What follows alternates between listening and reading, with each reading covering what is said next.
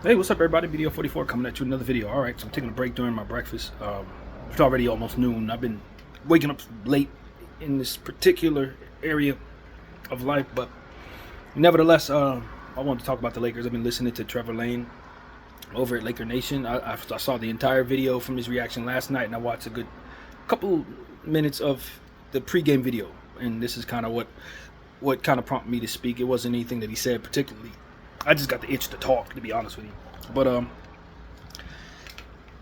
as I'm paying attention to what it is we're looking at, first of all, Devin Vassell is expected to play tonight. I did say he was out. I thought he was out. He's been out, but I guess he's gonna try to come back against the Lakers. Who doesn't, man? Same old same. So, anytime the Lakers are on the dial when it comes to the Spurs, Devin Vassell, I just expect for him to have another very big game. He plays very well against us. Just like Naz Reid, he's one of those. So we need to be ready for that. But, you know, the brainstorming, I do agree with everybody that at this point it's time to swap Rui for Dalton in the starting lineup.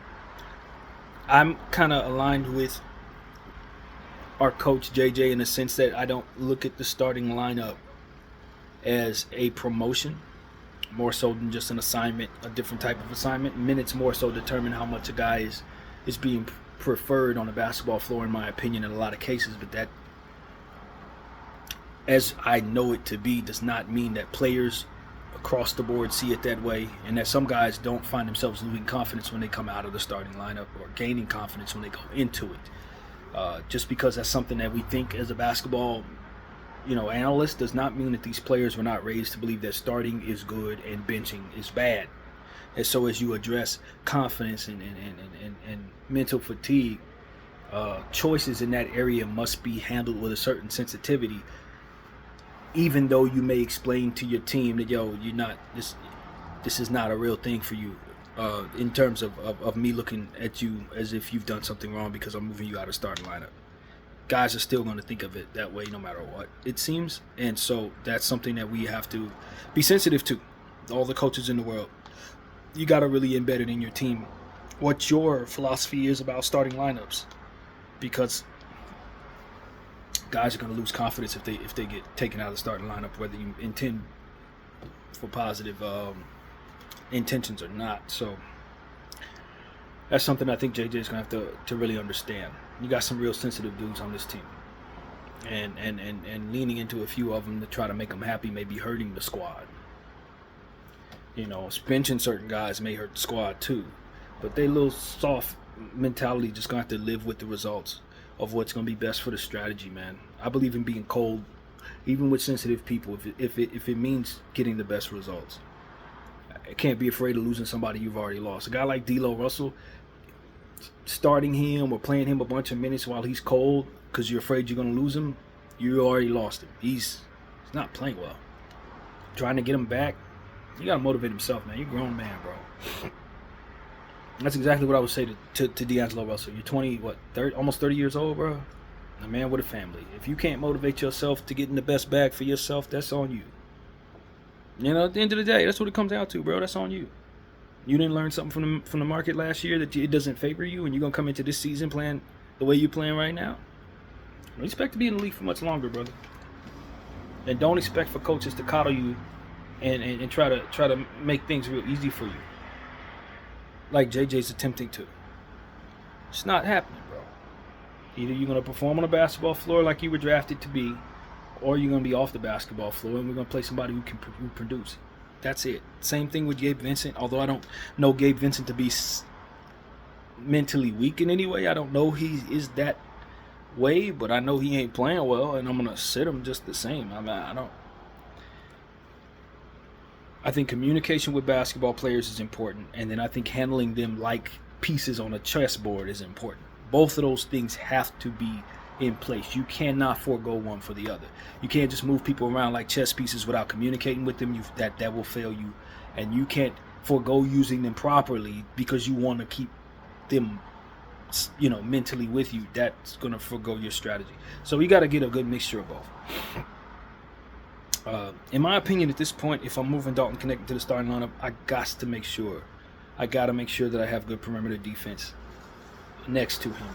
which means I'm probably going to have him next to Max Christie or Cam Reddish. Now, I can't start Max and Cam at the same time because I'll never get any points out of either one of them. But one of them has to be on the floor next to Dalton Knecht, next to Austin Reeves, who you're starting at the point guard position.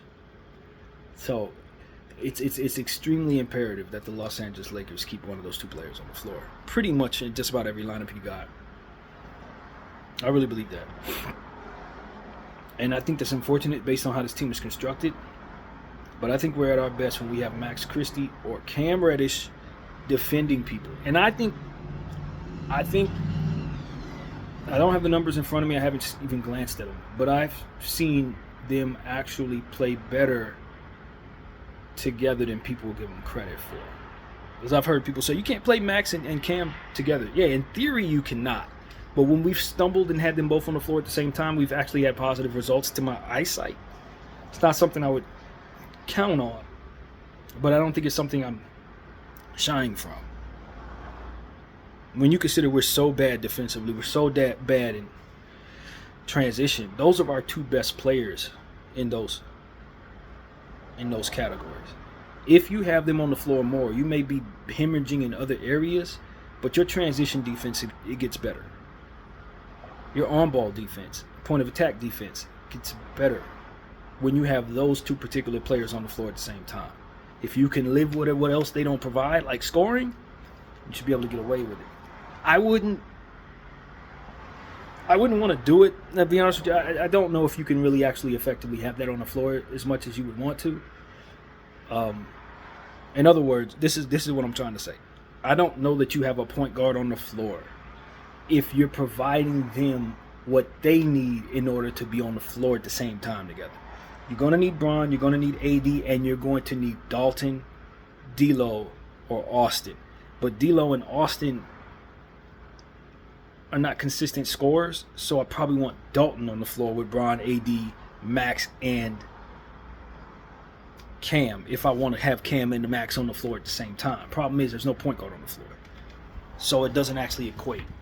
If D'Lo was a more reliable player at this stage, then obviously that's D'Lo instead of Dalton or instead of Bron. But for me, the idea is I gotta have so much scoring on the floor to make up for those two players never scoring at all. That's essentially what I'm saying to you. That's exactly what the thought is. That's what they need in order to coexist on the basketball floor. It's three players that are going to score with a lot of certainty. So, and then you can benefit from their defense, benefit from the transition plays that they ultimately are going to initiate off of steals and deflections and things of that nature. So,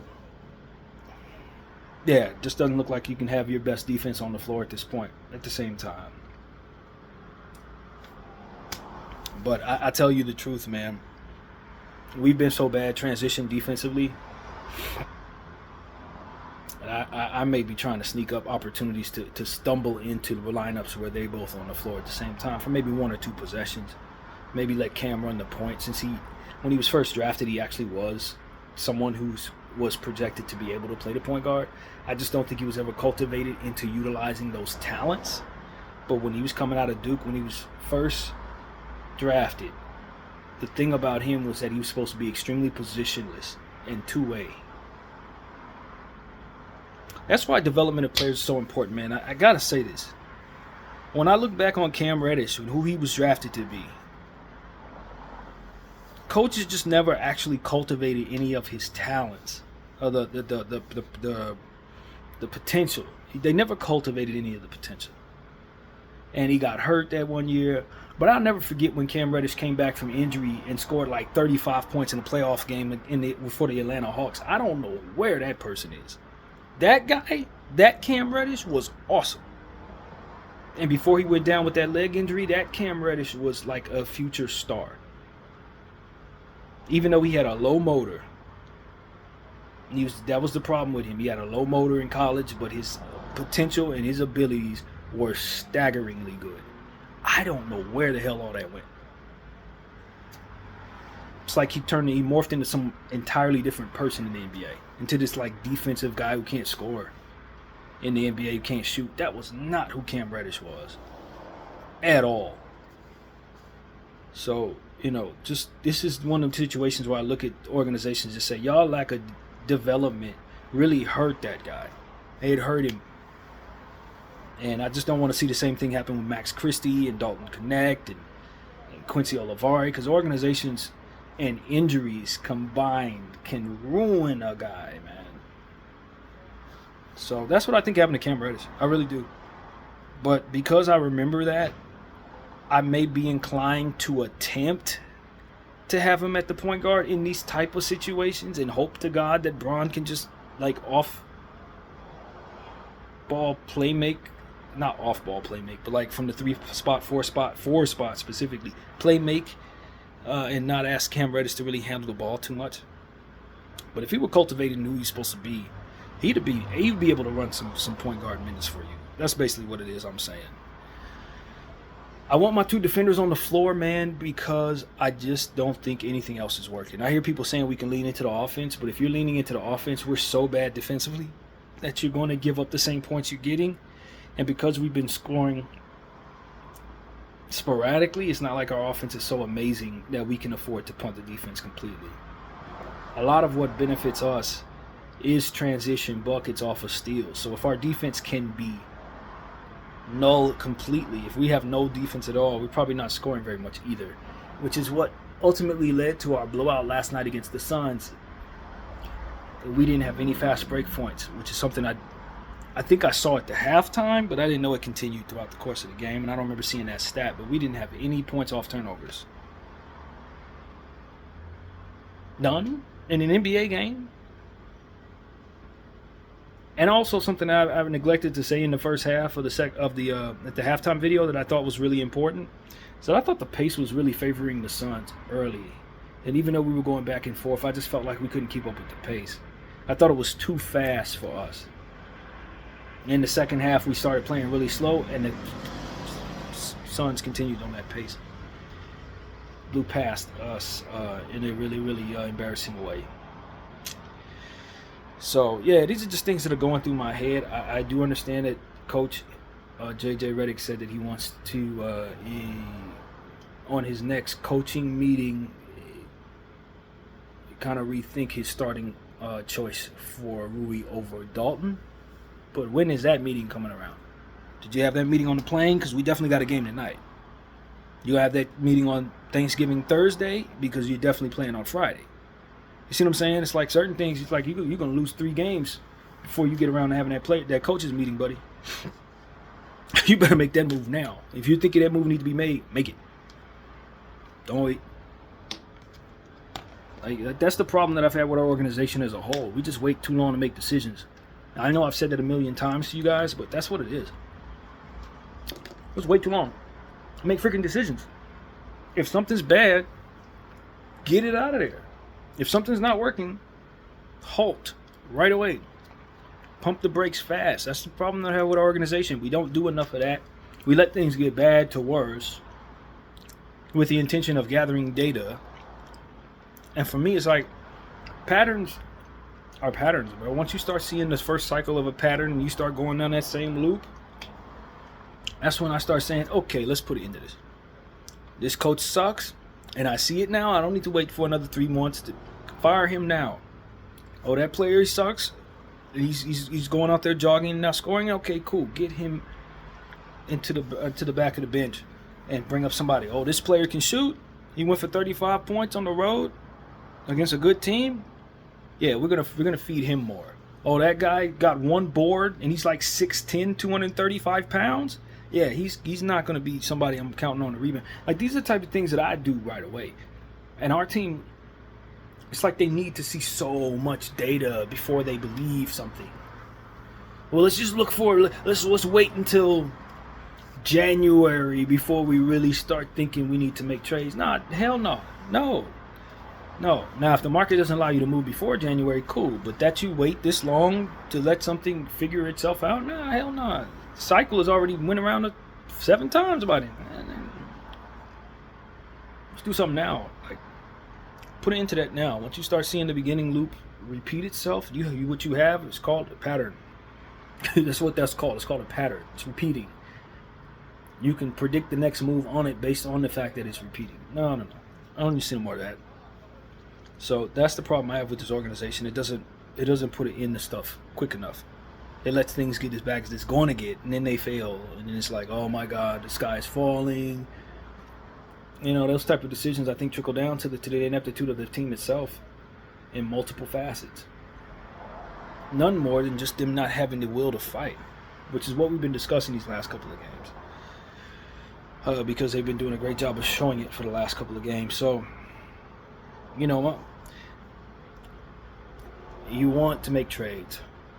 As a Laker fan, you're ready to see some of these people move on. Probably more so than you were really willing to in the past. And I think, you know, the desire to get players off your team coincides with them not playing well and failing.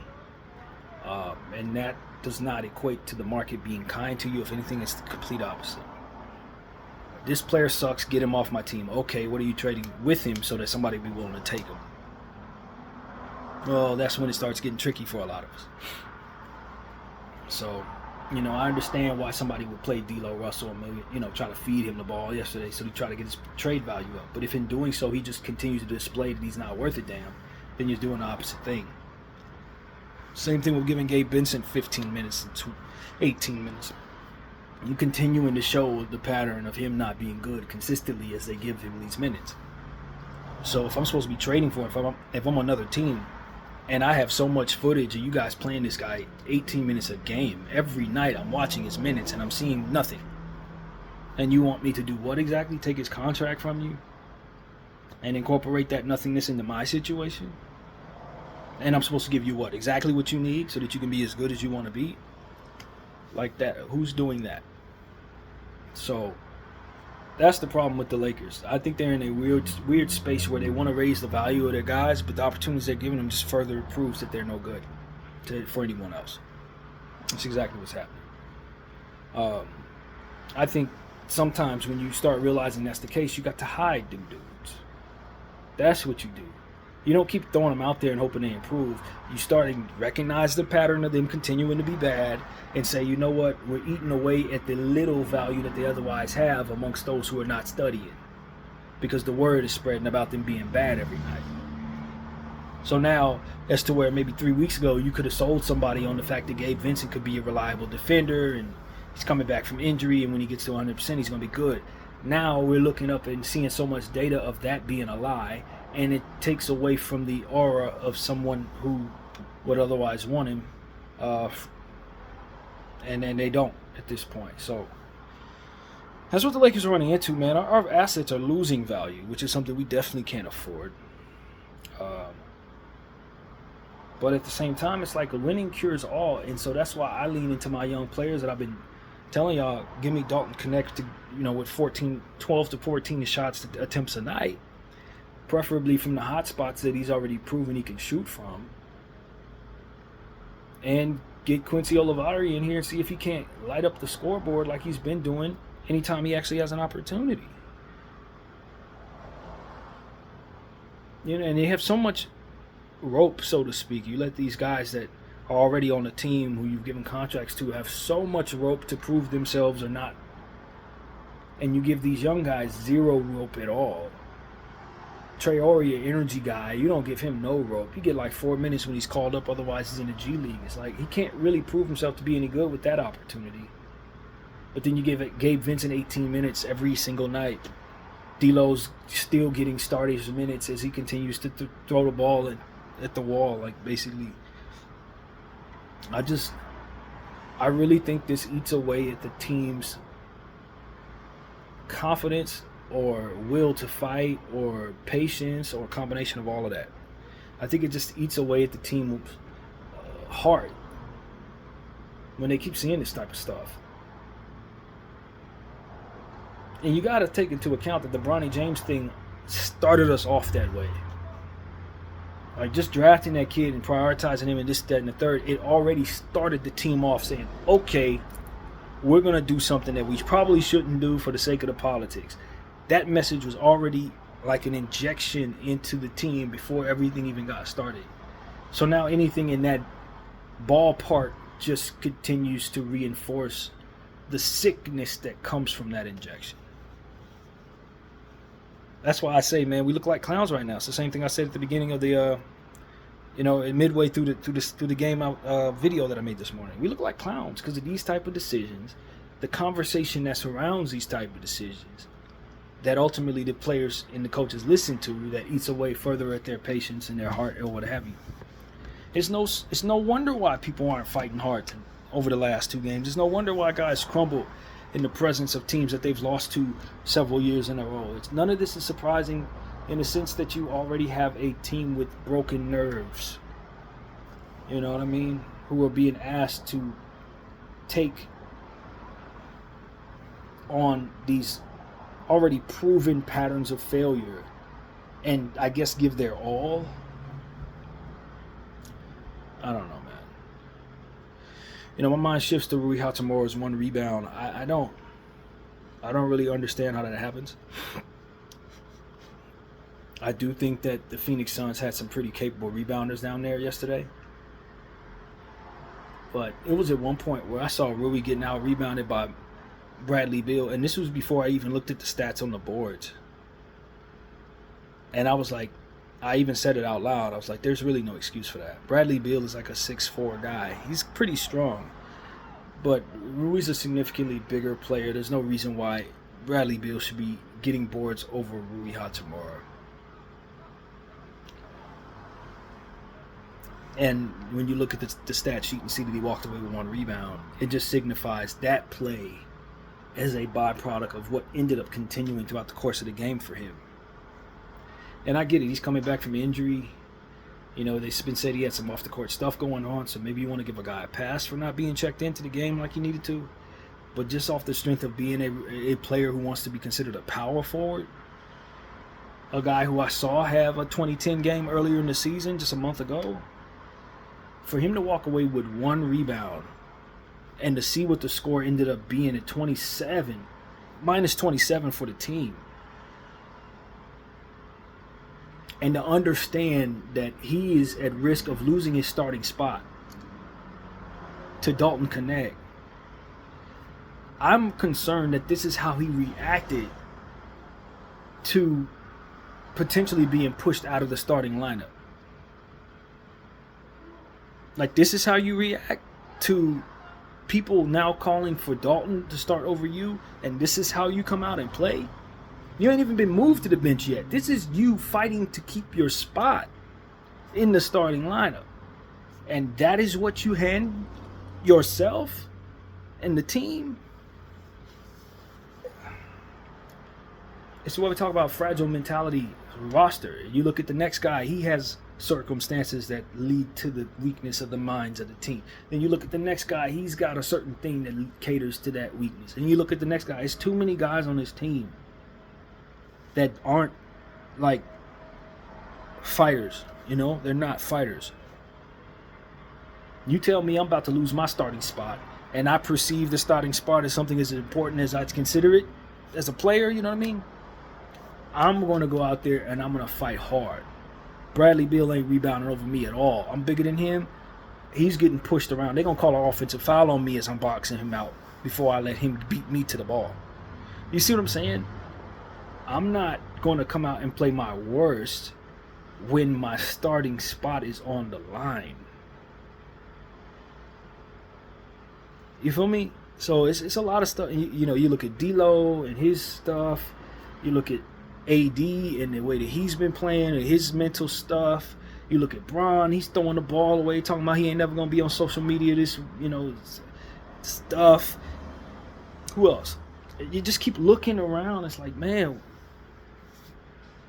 where's the strength mentally? Where's the mental strength in this roster? Who on this team that I could look at and say that person's tough mentally and they're going to be able to react logically to circumstances of pressure? We keep getting our butt whooped by the same team. I'm coming out and I'm fighting hard. Like, do we have any of those people on this roster right now? Or do we have people that react in abstract ways to pressure? In the mental makeup of this team, I see people behaving in abstract ways from person to person to person to person. Nobody that's just going to say, yo, this is coming at me and I'm giving my all because I don't want it beating me. You got people cowering. You got people who wig out. You got people who just, can't identify when they need to be aggressive versus when they need not to. You got people that are hide in the corner and pout. You got guys who, it's like, who on this team is just like literally a dog, fam?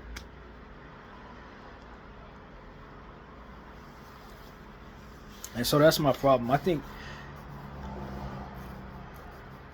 when it really comes down to it, you just look at the choices, the choice to choose some of these guys, and that's what it really comes down to.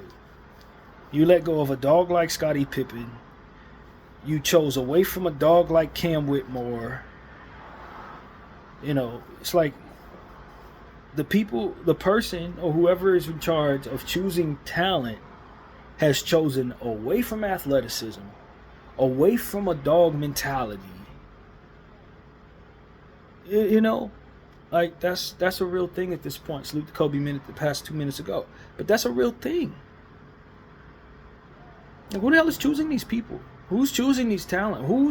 When you have like 5 different guys to choose from and you come down to 2, who the hell is making those decisions, and how did we land on these players is what I'm saying? Because these are not the type of players that are going to give you the fight and the attributes that you ultimately need. But we've had choices in players. We've let guys go, and we kept these guys. Why? I think Lonnie Walker has some dog in him. He proved that in the 4th game of the playoffs that year where he went off. Let that dog go. AC was a supreme dog. Let him go. Didn't get nothing for his value. Jay Huff is showing that he responds well to being quit on, because every time he plays us, he goes nuts. Even if he only has 15 minutes, he's doing reverse jams and hitting threes, blocking shots. Signs of a dog. Let him walk. Like, you know what I'm saying? It's almost like we're hunting out the opposite of what is actually effective. A choice of 5 players, and you pick the 2 weakest ones and just get married to that idea that they need to be on the team. Am I crazy for thinking that's what I'm seeing here? Like, all of the people that we chose are the people that actually should have been cut in the comparison space of choices. It stands to reason why Quincy Olivari is sitting on the G League. Like, if this is the pattern of how we think when choosing who should play and who shouldn't, it's no wonder you're choosing freaking Gabe Vincent over Dennis Schroeder. Dennis Schroeder showed he a dog of many kinds. For better or for worse, he a dog, but you went with Gabe Vincent. Like, that's where your problem is, Lakers. It's whoever the hell is making the choices for who does what is going in the direction that is opposite of what you need. That's what I'm understanding at this point, and it gives you the results that come with that. This is what you get at that. So, as we go into this game against San Antonio, I just poised to see the team wait too damn long to fix certain problems. And furthermore, when we make a trade, whatever trade we make, maybe it'll be good for the picks, but it would probably bring back people that are not dogs, that are not athletes, that are probably going to react strangely to pressure. Because that's the pattern of the choice maker in regards to the talent that we're signing and holding on to, and ultimately giving opportunities to. And this is why I want a new voice in the room at this point. Somebody who's going to say, no, bring me a damn dog. No, bring me an athletic player. No, let the young guy play. No, that dude is washed. That voice ain't in the room. And if he is in the room, he's not being listened to. I think that's all I want to say about this, man. I'm going to finish eating my meal. PDL44, I thank you all for watching.